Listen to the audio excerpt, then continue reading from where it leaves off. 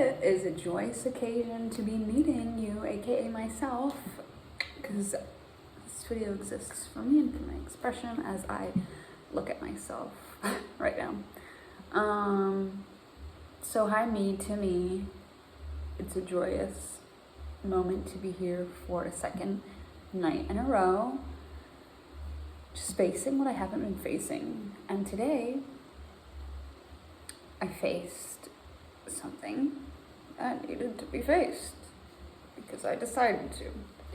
And you know me, always gotta be writing everything down just out of pure, I don't want to forget. I'm not gonna remember. That's what I tell myself. Okay. So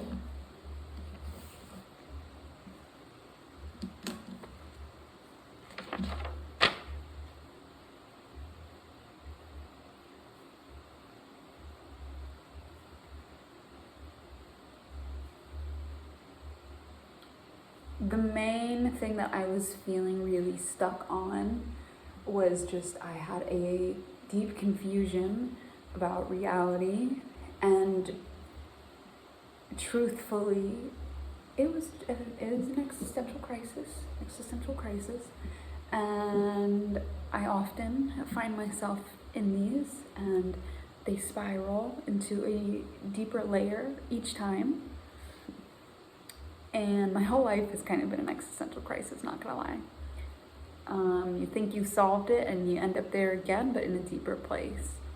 And maybe it's my philosopher's mind that's got me there. But yeah, at the base of my confusion was one, a distrust for reality, and also a misalignment with reality. And trying to move in a reality in which I did not believe was real. But there were some pieces to this that I was missing that were causing me more confusion, because I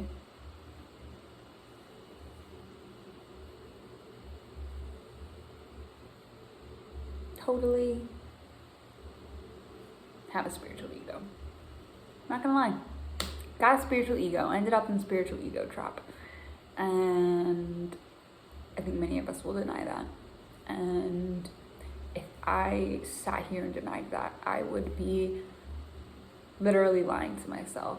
Because although I couldn't see it at the time, when you're so in something, you fully believe it. It's not because you're like actually in denial, but because it just doesn't feel relevant to the situation. And what's happening is too personal. It's too connected to be that. And that's how it's felt for me. So spiritual ego is real. And I've basically been in denial of the relative reality because I have been to a place where I have felt a glimpse of what could be an absolute objective reality. But I have not wanted to accept that I'm human. I have not wanted to accept that I'm not enlightened. I won't ever claim to be enlightened because I truly knew that I wasn't. But it is something that I just fucking want, because suffering sucks. But I also know we perpetuate our own suffering. So if I'm suffering, I know that I'm perpetuating myself. But I am deeply an imperfect human. And I'm just trying to do my best. That is true. I'm always trying to do my best, even if my best is not fucking on point at all. But so in my confusion, I was ignoring or trying to deny the relative reality. I was denying the subjectivity of my thoughts. I was denying the subjectivity of my experience because that felt like a lie to me. It's like, how can I be subjective when objectivity is the greater truth. And so that's like saying, oh God, I've got to have an example here. Oh, I'm gonna beat myself up if I don't come up with something.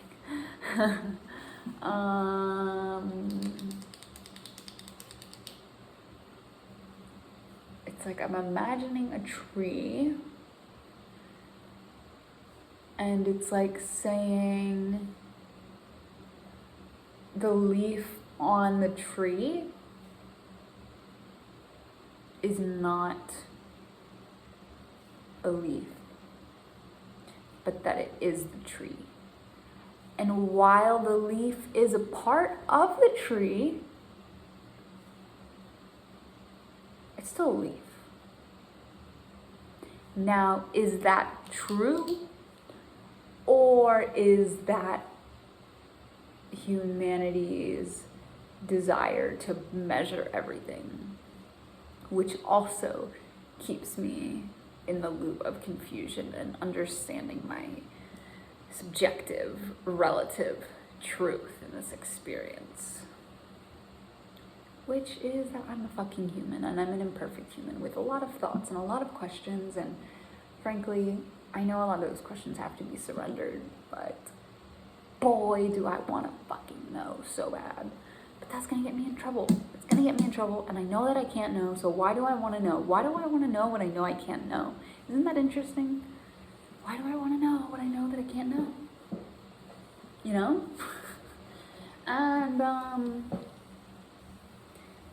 And so in that, I feel like here is me, and here is the rest of reality, because I'm desperate to live objectively to avoid suffering. And that's not quite how it works. And I have sometimes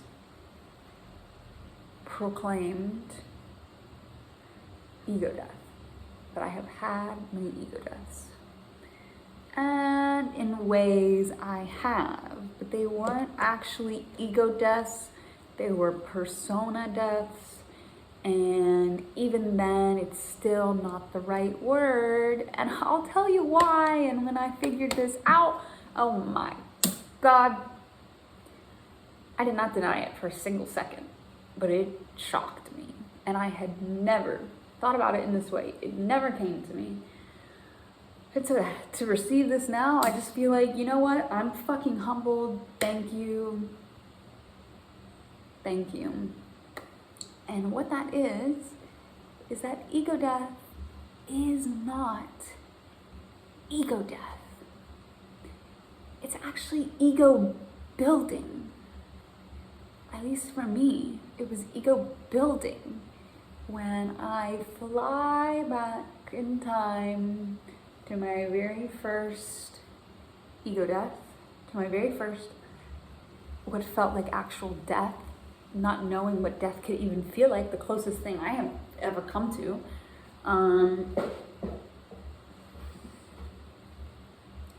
In that time, everything was stripped and I was nothing, even though that can really not actually be put into words or quantified or vocalized. It was nothing. It was an ineffable experience of nothing. And my intentions were not to kill my ego. My intentions were not to find God. My intentions were to release the need for validation and to promote neuroplasticity in my mind so that I could get out of the negative loop that I spent a lot of my life in. So those were my intentions prior to the experience that which killed my ego. And coming out of that experience, coming out of that meeting, I tried to understand the experience. I immediately, coming out of that state, that really, really vulnerable and sensitive state, I just wanted to understand. I wanted to understand what the fuck just happened. because it was so beyond me. It was so beyond any experience that I have ever had. And how can we not know what's happening here? I just wanted to know. And not knowing that, not the knowing, the desire to know pulled me into a very, very interesting series of events, that which followed. A very interesting series of meetings, a very interesting series of engagements with sacred medicines and spirits, plant spirits, with energy. And it was not,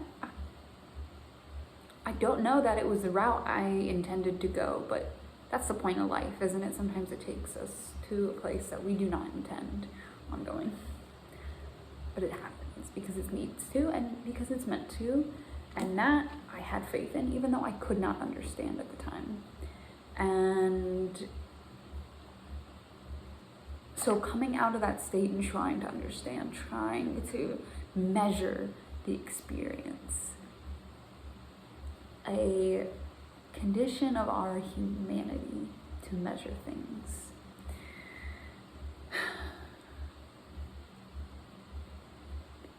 It programmed in me, conditioned in me to try and understand everything in a way that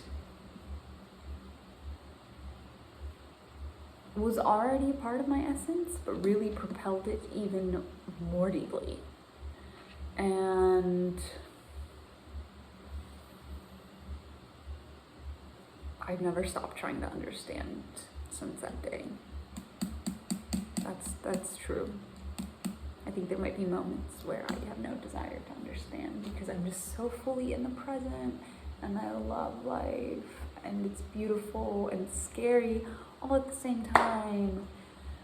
But that desire to understand is always slipping in. And so I was like, one, I immediately started looking up, like, what is happening here? What's going on? And I found some answers, but I realized that I really wanted to understand God. I really wanted to know God.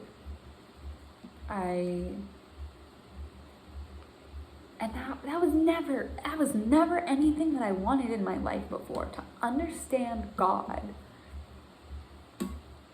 And that is a fucking impossible task. But I fucking wanted it. And I did everything that I could to understand it. And I ran myself in circles trying to understand, while also knowing that there were things in myself that I did not love. There were things in myself that I wanted to change, that I could not accept. And denial of my own ways of being, fuck, that caused a lot of suffering. I was constantly denying that parts of me existed because they were so fucking ugly. It's like, how can that exist? How can that be me? I don't want that to be me. And while I think it's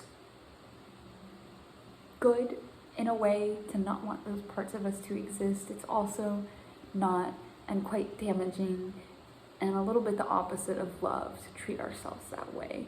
And so I wanted to get rid of my ego because it was not serving me. It was making me feel angry. It was making me angry at the world, myself, others. It was making me conditioned, and I wanted to be free of those conditions. I wanted to be free from any boundary that confined me, because I felt like we are so expansive in every single box that existed in my life. It was just keeping me in too tightly, and I did not want to be tight in that box. And what's really ironic about this, about the shedding of all of the boxes, about the removing of the walls, taking down the walls, was that a lot of my life that existed no longer fit in the box, because the box was gone. So there's no box for anything to fit in. And that's how I perceived it, at least. The truth is, I just got a bigger box. And in this bigger fucking box,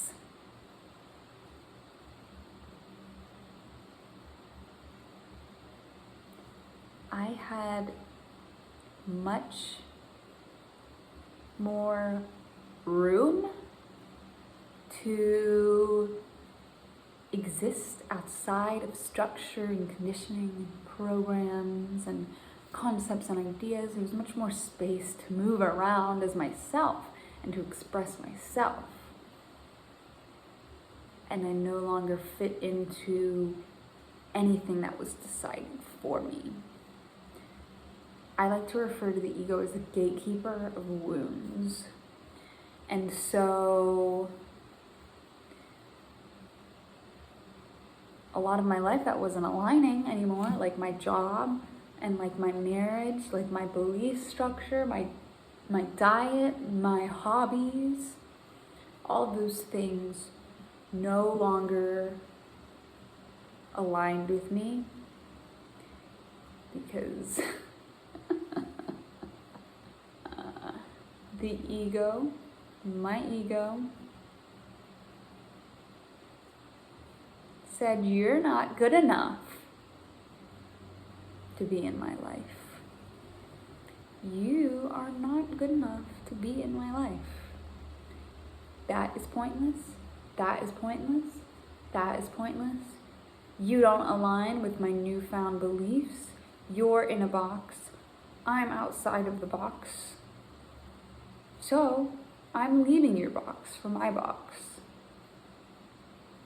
Now, these were done in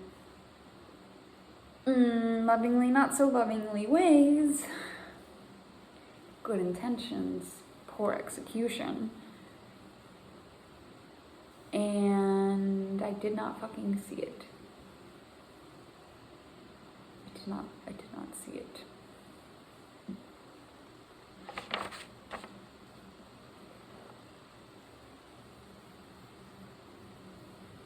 I was humbled for a moment after my encounters, but once that humbling was over, the ego was built stronger. So my ego didn't die. My ego checked out for a minute, and then it came back in stronger than ever. And what can this be related to?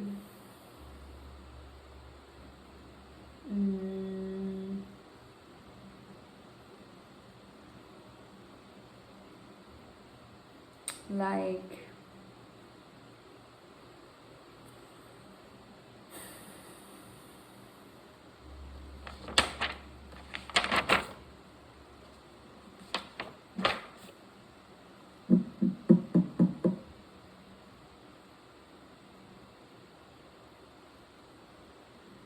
building muscle.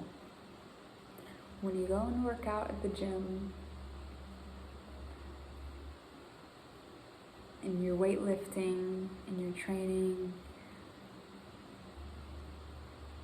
or like as a massage therapist, if I am doing deep specific friction on a bone,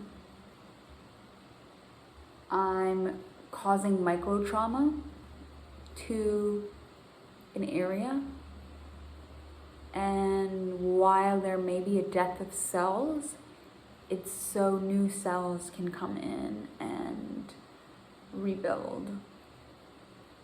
Same with trigger point work. I may be stopping blood flow and causing cell death, but after that, there's a regeneration. So when we kill our fucking ego, don't you think that it makes a little bit of sense that it's gonna come back stronger in the form of a spiritual ego? I was too blind to see it. I was too blind. I was too fucking blind, man. I was in denial too. I was like, man, I don't got no spiritual ego. I'm just a humbled human. Bitch, please. Wrong answer. Me, I'm in denial of my humanity. If that's not spiritual ego, I don't know what the fuck is. Okay? And like, I hope it's kind of making some sense, because I'm expressing this to me so that I can understand and digest it ultimately. And if you're a part of this, then congratulations. But this is new to me as of today. So this isn't like, hey, preaching this, man, listen to me. Don't fucking listen to me. Don't listen to me. Listen to yourself. And I'm just sharing what the fuck I'm going through, because it's quite interesting to me and quite complicated. And this is how I integrate. If I don't have anyone to talk to yourself, baby. So I'm talking to myself, like I said in the beginning. So to recap a little bit, ego death is not ego death, because the ego comes back and rebuilds itself stronger. And the ways that my ego rebuilt itself stronger was, I believed that I was shedding things. And while there may be many structures that have disintegrated that I do not align with, new structure came in, a stronger and more firm structure that said, what does not live in this cannot exist. And that's not love, that's control.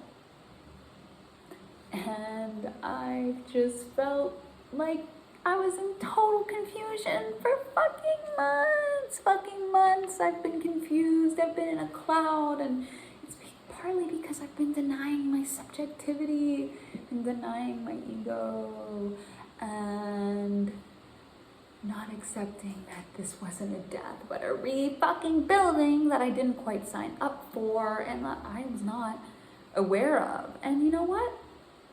Now I kind of am. And I understand the fucking loop. And how it fits into society now, I don't quite know. And I think that's okay, because guess what? I understand more tonight than I did last night, which is fucking progress, because I decided, yeah, I want to go through. And so I'm going through, and yeah, it's kind of shitty. It feels kind of shitty to say, you know what? My spiritual ego took over, you guys. I'm fucking sorry. I thought I had an ego death, and really I just built myself up more. And I understand why plant medicines have this ability. You know, I feared this in a way, but I was too deep in it to fucking see it. And again, my intentions were never even to find God. Yet somehow that became the center. And, you know, I think in a way, we are God, but we're not. We are of God, and we are a divine expression of God, but inherently, I am not. I'm a human, and I've got to have the fucking relative experience. I don't have to transcend my feelings. I don't have to transcend this experience. But defining what's important to me from a balanced viewpoint is hard. And yeah, I know my journey would be a lot different if I was not who I am, because all are, right? But in terms of being grounded, I am generally grounded, even when I'm fucking dissociating because I can't accept my reality. I'm still grounded. And yeah, I'm grateful for that. I'm grateful for this existence. I'm grateful for the fucking glory of God. And God is in everything. So the search for God through psychedelic experiences is not the way. It's not the way. And you find God in the mundane. You can find God in the extreme. God is the present moment. And I've told myself that, and I will tell myself that again. It's the moment. It is the moment. Asking myself, what is the moment asking of me? And am I being loving? Because I don't know about you guys, but I love love. Love is great. But we also need the balance of fear, love and fear, baby, and the dualistic dance, the song of nature. And that kind of ties into what I'm saying also, is that the absolute truth may be non-duality, but creation happens through the dual dance. And I think I'll end there. And you know what? I want to end this by saying, I don't know shit about shit. Even amongst all this, I truly know I don't know. And I keep reminding myself that, because even though this is all so meaningful to me,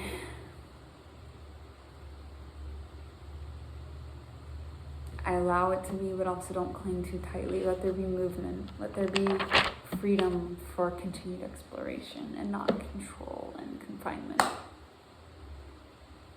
Thank you for accepting my humanity, me.